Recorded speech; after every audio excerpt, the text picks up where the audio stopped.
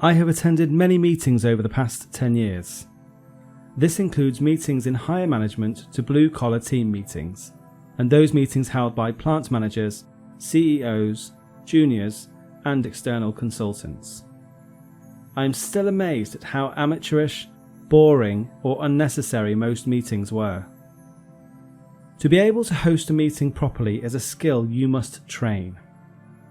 I will now explain a few tips that will help you. First of all, remember, you are the host. You decide the direction the meeting is going, so don't be afraid to take action when necessary. Number 1. Timing.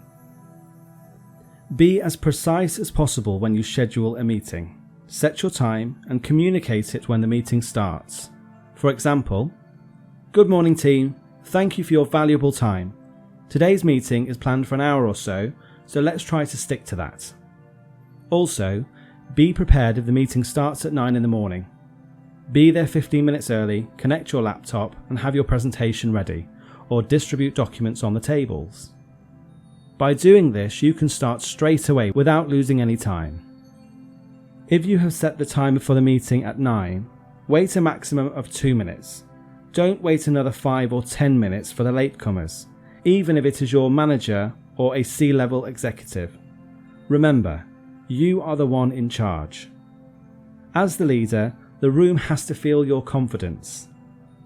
When someone enters the meeting late, stop the meeting and tell them, "Hi Josh, the meeting was at 9, so we have already started. Please have a seat so we can continue, thank you." By doing this, Josh will never be late again, and others in the room will remember this. Number 2. Distraction. When you send out a meeting request, ask everyone not to bring their laptop, only a pen and paper if they feel necessary. Don't forget, you are going to have a meeting with you leading it. It is not a gathering at Starbucks with coffee and MacBooks open on the table. Bring blank paper and pens to the meeting, and tell the team at the beginning, "I want everybody's full attention. That's why I have asked you not to bring your laptop. If you want to take notes, I have paper and pens here, and don't worry, when the meeting is over, I will send a summary of today's meeting by email." Number 3. Attention. Try to keep track of everyone's attention. Remember, you are not speaking to a group, you are speaking to individuals inside the group. Look at every single person when you are speaking, just like having a conversation with someone. Look at their reactions. Are they nodding yes? Or are they looking confused? Maybe you have to repeat yourself, or explain it using different words. When somebody starts scrolling on their phone and loses attention, stop speaking and look at the person. The whole group will do the same, and that person will feel it and stop messing around. When it is a long meeting and you feel like you are losing attention of the whole group, stop the meeting and tell them all there will be a 15-minute pause for some fresh air or coffee. Number 4. Who to invite. Only invite people who are necessary for the meeting. This speaks for itself, but it is still forgotten too often. For example, there is a problem with the machine at the factory. The production manager organises a meeting and invites the plant manager, the technical department manager, the shift leader, and his assistant. They start by making assumptions about how they will solve it. They all have great ideas and start listing actions with deadlines because they know best what to do. But who is missing from the meeting? The operator of the machine and the technician. You can't have this meeting without the operator. This is the guy who works with it day in and day out.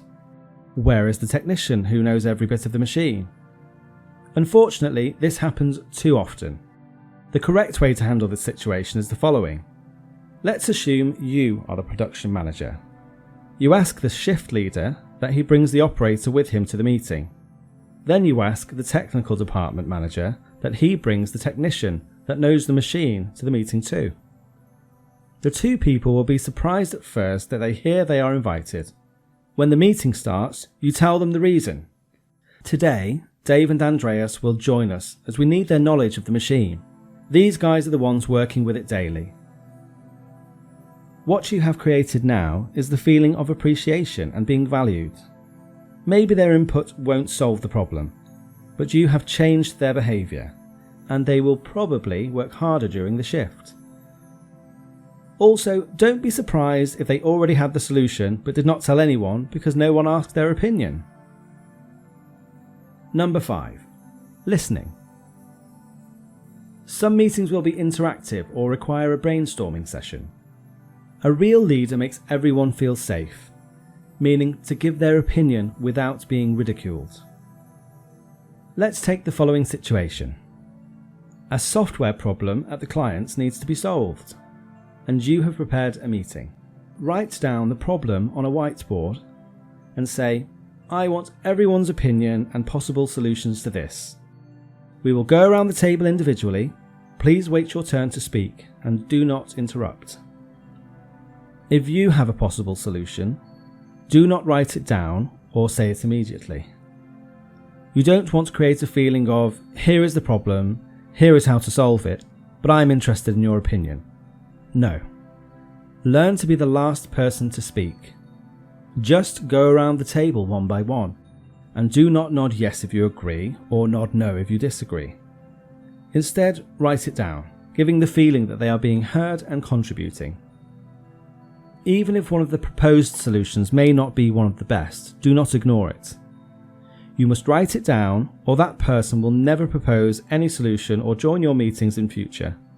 You can say, this is an interesting perspective, but never ridicule any answer or opinion. Ask questions and try to understand what they mean and why they have those opinions. In the end, you will have your turn. Now you and your team can work with the ideas on the board and hopefully develop a joint solution. When the problem is solved, give credit to the whole team. Number 6. Adjusting to your audience. Another mistake that I have seen several times is forgetting who your audience is, or not adjusting to them. Let me give you an example. I was in a meeting in a factory with mostly blue collars. An external consultant led the meeting and had prepared a presentation about the most common problems on the shop floor during the last 6 months. She immediately showed an Excel table with every problem listed and the frequency in which they had occurred. The next slide was a graph where she said, the Pareto distribution shows us if we focus on the top 3 problems, we will gain 7% more production per month, and when we extrapolate it to a year, we will gain 430 hours more uptime on the line. Now, some of you will understand what she meant, but she forgot she was in a room with blue collars. I do not mean that disrespectfully, but 90% won't understand what she is trying to say. Then she asked, now, how are we going to attack these problems? No one answered. No one said they did not understand it. They were afraid that others would think they were stupid. The consultant looked at me because the meeting was stuck. So I took over.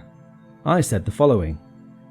What the numbers of the past 6 months show are that most machine stoppages occur due to mostly the same problems. If we look at this graph, I see problem X, problem Y, and problem Z as the most common ones. Do you agree? Do they seem familiar to you? Now, there are 7 more reasons why the machine stops, but let's focus on the first 3, since they are causing the most loss of time. Adjust to your audience and speak their language.